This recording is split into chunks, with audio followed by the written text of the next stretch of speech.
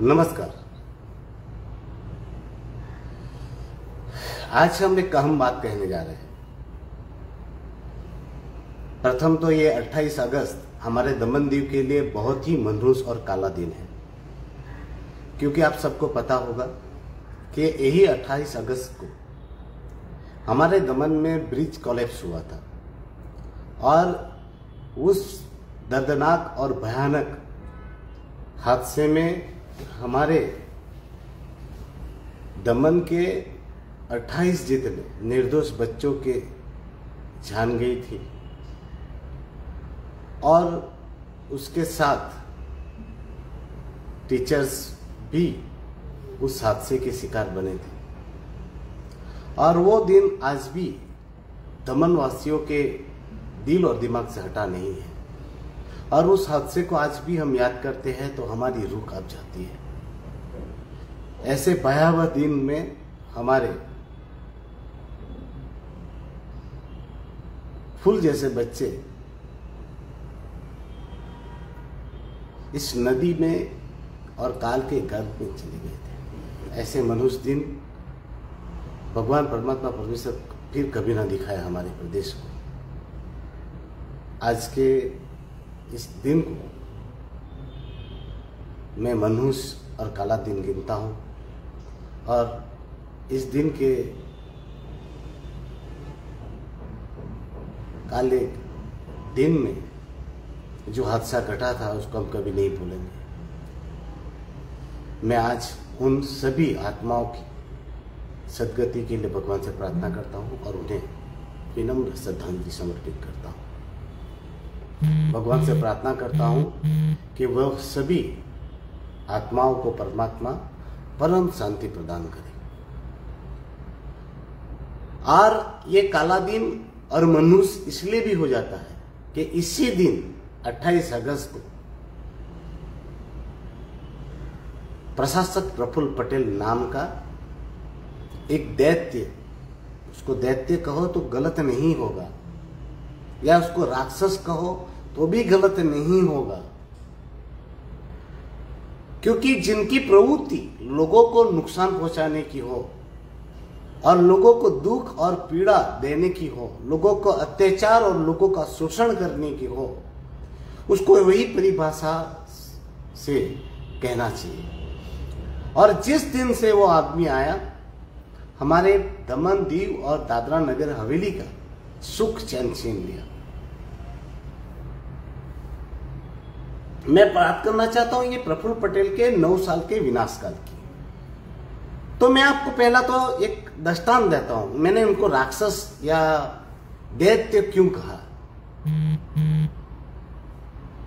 गत रोज उनके प्रशासन ने एक दुखद और दुर्भाग्यपूर्ण ऑर्डर किया। क्या ऑर्डर किया मालूम है आप लोगों को? कि नानी दमन की जेटी पर गणेश विसर्जन नहीं होगा 28 तारीख और 29 तारीख को। क्या नहीं होगा? गणेश विसर्जन का वहां पर स्थल नहीं अलॉट है। मुझे मेरी उम्र आज लगभग 45 से 50 साल हो रहा मेरा, क्योंकि 4-5 साल तो आदमी को समझने में लगते हैं।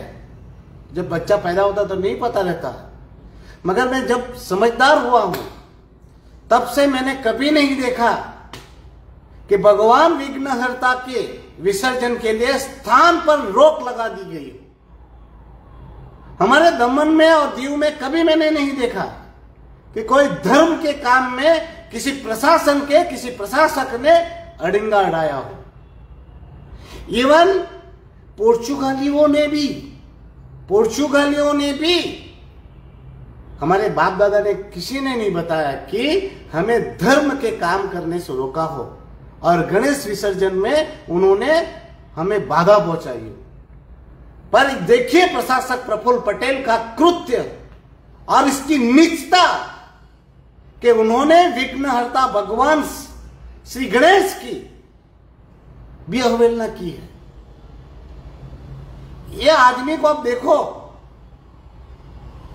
कितने नीचे गिरेगा ये, और अपने आप को क्या समझता है हिंदू शमशान भूमि तोड़ेगा, कब्रिस्तान तोड़ेगा, और यहां तक कि वो भगवान को भी नहीं छोड़ेगा।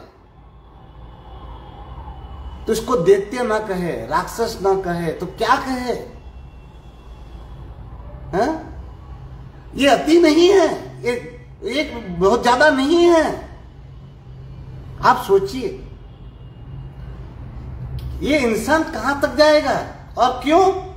क्योंकि वहां पर प्रशासक प्रफुल्ल पटेल के जन्मदिन पर और उसके कार्यकाल को, मनहूस कार्यकाल को अमृतकाल घोषित कर वहां कार्यक्रम किए जाने हैं, और वो कार्यक्रम करने के लिए भगवान देवादिदेव, देवों के देव गणेश जी के विसर्जन में भी वो स्थान आपके लिए अमृत नहीं होगा। वहां भगवान गणेश जी के लिए भी स्थान नहीं होगा। बोलो क्यों? क्योंकि वहां पर कार्यक्रम करने हैं, वो नचनिया वगैरह ना के नचाने वाला है। इसको क्या कहेंगे आप? क्या बाइफिकेट करेंगे? पर मैं प्रशासक प्रफुल्ल पटेल को कहना चाहता हूं, जब जब अति होती है तो सर्वनाश नक्की होता है, और आपका सर्वनाश बहुत जल्द है, और आपके कुल के साथ सर्वनाश होना तय है। वो हमारे एक विद्वान आचार्य चाणक्य ने लिखा था, अति रूपेणी वै सीता अति गैरवर्णो रावणा अति दानाद बलेर बद्धो अति सर्वत्र वर्जयेत, अति सर्वत्र वर्जयेत। या जहां अति होती है वहां विनाश सुनिश्चित होता है, और प्रशासक प्रफुल्ल पटेल का विनाश अब सुनिश्चित है। और इसके साथ जो भी इसके सहयोग में सहयोगी है वो भी, उसका भी सर्वनाश होगा। आप देखना, क्योंकि हमारा धर्म कहता है पापी को साथ देना भी उतना ही पाप है। आपने देखा था भीष्म जैसे को, हमने गुरु द्रोण को देखा था, धार्मिक कर्ण को देखा था। उनका विनाश केवल इसलिए हुआ था कि उन्होंने अधर्म को साथ दिया था, दुर्योधन को साथ दिया था, और उनका विनाश हुआ था। प्रफुल्ल पटेल को साथ देने वाले, उसकी चाटुकारिता करने वाले, उसकी वाहवाही करने वाले हर एक व्यक्ति का सर्वनाश जरूर कर्म के कांड से होगा। देख लीजिएगा, क्योंकि हमारे गुजराती में कहावत है, पाप ना छाटा पड़ोसी ने भी पड़े, और ये आप देखना सुनिश्चित होगा। और किस व्यक्ति की, किस बात की तारीफ हो रही है? उसके विनाश काल को आप अमृत काल कैसे बता रहे हो? क्या किया प्रशासक प्रफुल्ल पटेल ने? मैं बताना चाहता हूं, पूछना चाहता हूं आपको, हमें क्या चाहिए? हमारी सामान्य जनता को क्या चाहिए? क्या चाहिए? रोड, रास्ते, लाइट, पानी, रोजगार, हेल्थ सुविधा, एजुकेशन सुविधा। इससे ज्यादा हम क्या मांगते हैं? क्या चाहिए हमें? यही मांग है हमारी। आज रोडों की हालत बताइए। ये आदमी के आने के बाद आज 9 साल हो गए, आज रास्तों की हालत बद से बदतर है। ऐसा कौन सा प्रदेश है जहां इतने सालों तक रोड बनते ही रहेंगे? हाईवे की हालत देखो। क्या किया 9 साल में? 9 साल हो गए आपको यहां पर। रोड और रास्तों की हालत की जितनी निंदा करें इतनी कम है। और बात करें लाइट की, लाइट की बात करता हूं मैं आपको। टोरेंट पावर को फायदेमंद लाइट विभाग बेच दिया। आज लाइट के दाम 2 से 3 गुना बढ़ गए। कोई बोलने के लिए तैयार नहीं।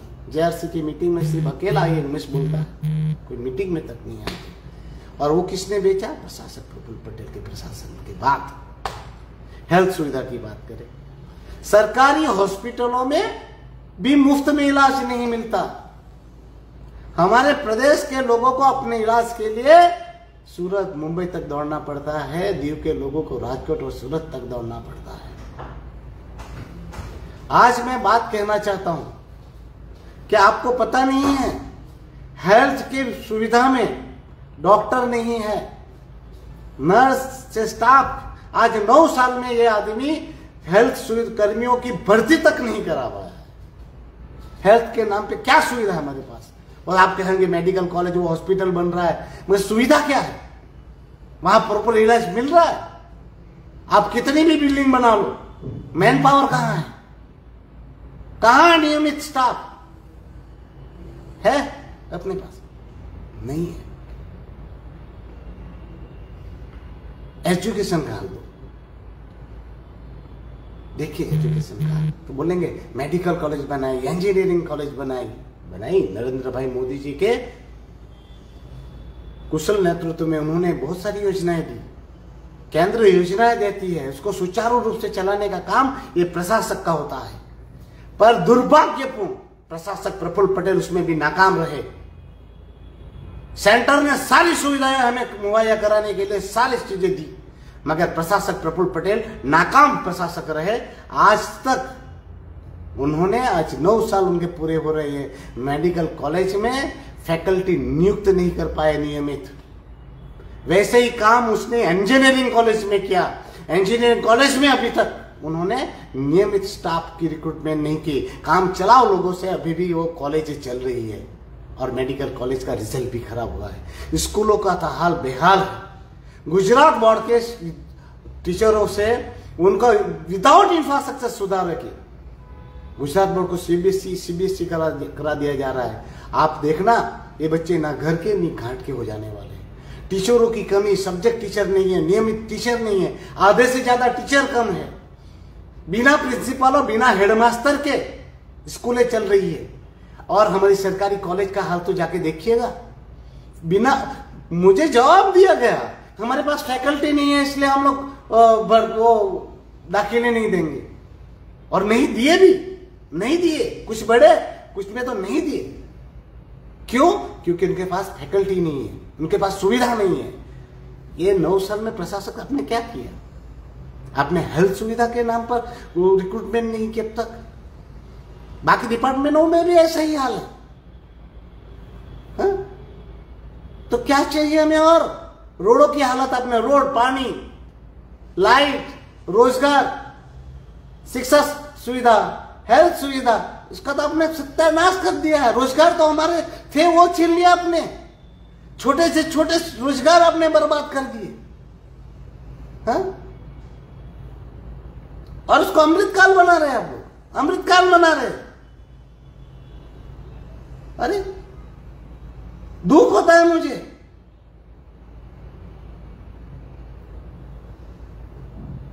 अरे भ्रष्टाचार की बात करता था, भाई बड़ी बड़ी बातें करता है कि भाई भूख और भ्रष्टाचार। भ्रष्टाचार आप देखिए, पहले 10 रुपए में काम होता था। जो काम 10 रुपए में होता था आज 1000 रुपया होता है। पहले 10 रुपया 10 जगह से 10 लोग लेते होंगे, अभी एक ही आदमी सब 1000 रुपया की उगराणी कर रहा है। जाके देखो ना, कलेक्टर ऑफिस से लेकर हर एक विभाग में पैसा फेंको, तमाशा देखो। अरे कलेक्टर तो खुद मुंह फोड़ के बोलता है मुझे पैसा चाहिए, मैं पैसे के बिना काम नहीं करूंगा। और सारे डिपार्टमेंट पहले लुखे मवाली हफ्ता मांगते थे, अब आपके कलेक्टर वगैरह आपके सारे अधिकारी पैसा मांगते हैं, हफ्ता मांगते हैं। आप पहले खंडड़ी अपहरण कौन करता था? गुंडे मवाली करते थे। प्रशासक प्रफुल्ल पटेल के राज में पुलिस, वो भी क्राइम ब्रांच की पुलिस, वो अपहरण करती है, एक्सटॉर्शन मांगती है। और वो कहां पर? वहां हेडक्वार्टर में, पुलिस के मुख्यालय में। ये तो हाल कर रखा है आपने कानून व्यवस्था का। नाके नाके पर लुटेरे खड़े हैं पर्ची लेकर, जो हेलमेट के नाम पर, इशाई नाम पर लूट मचा रहे हैं। टूरिस्ट का प्रोजेक्ट बनाकर वो टूरिस्टों को बुला बुला कर लूटा जा रहा है। टूरिस्ट को लूट रहे हैं आपकी पुलिस, लूट रहे हैं आपके अधिकारी। ब्लैकमेलिंग का काम चल रहा है आपके अधिकारियों द्वारा। कमियों में हफ्ताखोरी, भ्रष्टाचार चरम पर, लूटमार चरम पर। और आप नैतिकता की बात करते हो? आपको शर्म है प्रशासक जी? और 9 साल हो गए आपको। अरे जन्म जयंती मनाने के लिए प्रशासक की जन्म जयंती मनाई जाएगी, उसके लिए स्कूलों में ऑर्डर निकाले गए, लिखित रूप में नहीं, व्हाट्सएप से, कि प्रशासक प्रफुल्ल पटेल के जन्म के उपलक्ष्य में वक्तृत्व स्पर्धा होगी, ड्राइंग हरीफाई होगी, रंगोली हरीफाई होगी, विविध कार्यक्रम होंगे। मैं प्रशासक प्रफुल्ल भाई पटेल जी पूछना चाहता हूं आपको, आप कौन हो? क्या राष्ट्रपिता हो, नेशनल लीडर हो? आप कौन हो? या स्वतंत्र सेनानी हो जिन्होंने हमें आजादी दिलाई थी? आप कौन हो? आप सरकारी नौकर हो, आप केवल नौकर हो जिसकी तनख्वाह लेते हो, जिसकी आप अय्यासी भुगतते हो। ये गाड़ी घोड़ा बंगला, ये जो आप अय्यासी कर रहे हो, वो हमारी नौकरी के लिए हो, और आप खुद नौकर हो। और नौकरों के हम जन्म जयंती मनाएं, अब एडमिनिस्ट्रेटर की जन्म जयंती मनाएंगे, कल कलेक्टर की मनाएंगे, फिर मामलेदार की मनाएंगे। और पूछना चाहता हूं प्रशासक आपको मैं, जब 19वीं दिसंबर हमारा मुक्ति दिन है, 2 अगस्त दादरा नगर हवेली का मुक्ति दिन है, वो मनाने के लिए आपके पास और आपके प्रशासन के पास टाइम नहीं है, पैसा नहीं है, और आपकी जन्म जयंती मनाने के लिए वहां पर ताइफे किया जा रहा है, नाटक किया जा रहा है वहां पर। ये किसने दिया आपको अधिकार? किसने दिया अधिकार? मैं पूछना चाहता हूं प्रशासक आपको किसने दिया अधिकार आपके जन्म जयंती मनाने का, ये पर्व मनाने का? और इन अधिकारियों को पूछना चाहता हूं, क्या आप लोग सही में आईएएस आईपीएस और दानिश बने हो, पढ़ के बने हो? शर्म करो। या बिहार में यूपी में जो चोरी करके पास होते वैसे पास हो गए आप लोग, और ये आप लोगों ने प्रतिज्ञा ली है सेवा करने की देश की। अरे आईएएस आईपीएस दानिश, अगर आप पढ़े लिखे हो तो चुल्लू भर पानी में लो और डूब मरो। केतन बंसल जी को छोड़कर सीखो उससे। शर्म आती है मुझे तुम्हें आईएएस और आईपीएस और दानिश कहते हुए और अधिकारी कहते हुए, जो एक गवार की बातों में आकर तुम लोग ये अपने सिद्धांतों के साथ समझौता कर रहे हो। शर्म करो। अगर तुम लोगों में शर्म हो तो शर्म करो। प्रशासक प्रफुल्ल पटेल के कार्य, हाँ, क्या कार्य किए? लूट, गुंडागिरी, दादागिरी, भ्रष्टाचार, इसके सिवा क्या किया है? मैं पाप गिना उसके। दमन दीव दादरा नगर हवेली को ज्वाइंट कर दिया, इससे दमन दीव और दादरा नगर हवेली को क्या फायदा हुआ? टोरेंट पावर को फायदे करते हुए टोरेंट पावर को बेच दिया गया, उससे दमन दीव को क्या फायदा हुआ?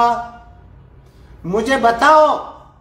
कोई बता रहा था कि प्रशासक जी वो पूछ रहे थे कि आत्महत्या गंभीर विषय है, तो मैं पूछना चाहता हूं प्रशासक से कि जिग्नेश कात्से ने आत्महत्या क्यों की, एसएस बोया ने आत्महत्या क्यों की, वो जयंती बर्फ जिनका घर प्रशासन तोड़ने गया था तो अपने पे मिट्टी का तेल डाल के सुसाइड कर गया, वो किसकी वजह से मरा? आप बताइए। वो कंडक्टर बेटी क्यों मरी? आप बताएंगे। हमारे मोहन भाई डेलकर जी मरे, उसने आत्महत्या में चिट्ठी में आपका नाम क्यों लिखा था? आप बताएंगे? बताएंगे वो क्यों हुआ था? वो कौन बताएगा? मुझे बताएंगे कि दमन में दादरा नगर हवेली में जो आदिवासी समाज के हॉल थे वो क्यों ले लिए गए? दमन में मंदिर, मस्जिद और ये शमशान भूमि तक आप कब्जा करने वाले हो, मंदिर तोड़े गए, मस्जिद तोड़े गए, उसका पाप कौन बताएगा? कौन बताएगा मुझे? दमन में विकास राशि के पैसे से विकास के प्रोजेक्ट बनाकर जो आपने अपने मित्रों को दिया, उसको कौन बताएगा? उसका पाप कौन बताएगा? हाँ, दीवार डांडी पे वो गरीबों के घर, मकान, दुकान तोड़े और उस पर टेंट हाउस बनाया, उससे हमारा क्या फायदा हुआ? डीएनएस का तारपा फेस्टिवल होता नहीं, आपकी जन्म जयंती मनानी है।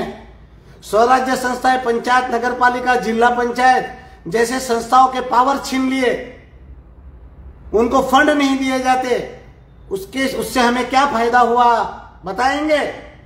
प्रफुल्ल भाई, आप मुझे ये बताइए, आपके राज्य में कलेक्टर ऑफिस, पीडब्ल्यूडी ऑफिस की फर्नीचर भरने के ऑर्डर प्रशासन ने क्यों निकाले थे, वो बताएंगे आप? ये किसके राज्य में हुआ? हाँ, आपके पाप तो गिने नहीं सकते, इतने हुए हैं आपके। तो आप इंफ्रास्ट्रक्चर और डेवलपमेंट की बात करते हैं। क्या डेवलपमेंट है? रोडों की हालत देखो, रास्तों की हालत देखो। 9 साल में आप हमारे बस स्टैंड तक नहीं बना पाए। आप स्मार्ट सिटी में केंद्र ने इतने सारे पैसे दिए, वो पूरे प्रोजेक्ट नहीं बना पाए। आप स्मार्ट सिटी के इतना महत्वपूर्ण प्रोजेक्ट को आपने सर्वनाश कर दिया, और आप बोल रहे हैं कि हमने विकास किया। क्या विकास किया? हमें क्या चाहिए?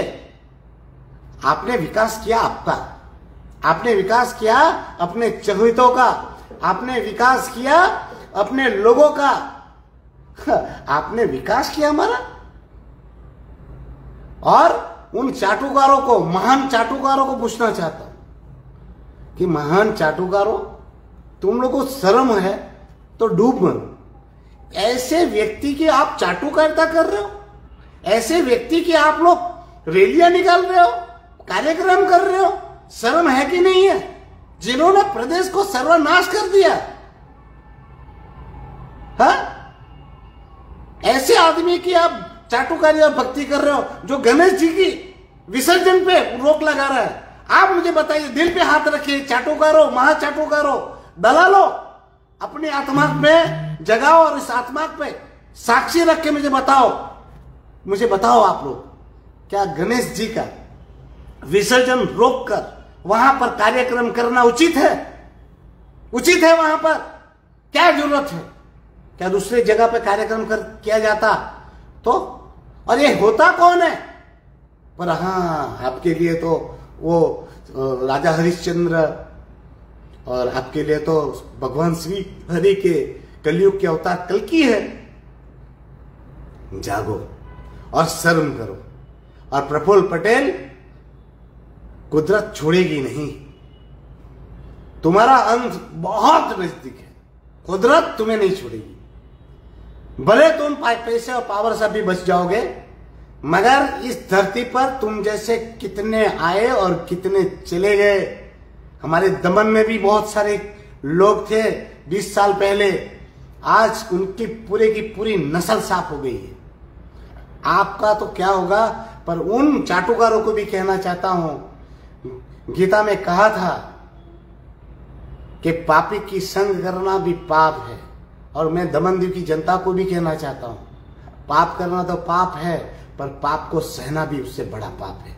और मैं प्रशासक प्रफुल्ल पटेल जी, अभी तो मैं गणपति जी की यहाँ पर मैंने दिल्ली में स्थापना की, वहां हूं, और यहाँ पर 2 मीटिंग भी है, वाइस प्रेसिडेंट का चुनाव भी है, और गणेश जी का कार्यक्रम जब पुनः हो जाएगी, उसके बाद आपके विनाश काल का पर्व हम मनाएंगे और घर घर जाएंगे और लोगों को जगाएंगे भी और आपके काले कृत्य बताएंगे भी। धन्यवाद आप सभी को। फिर से गणेश चतुर्थी और गणेश पर्व की बहुत बहुत शुभकामनाएं।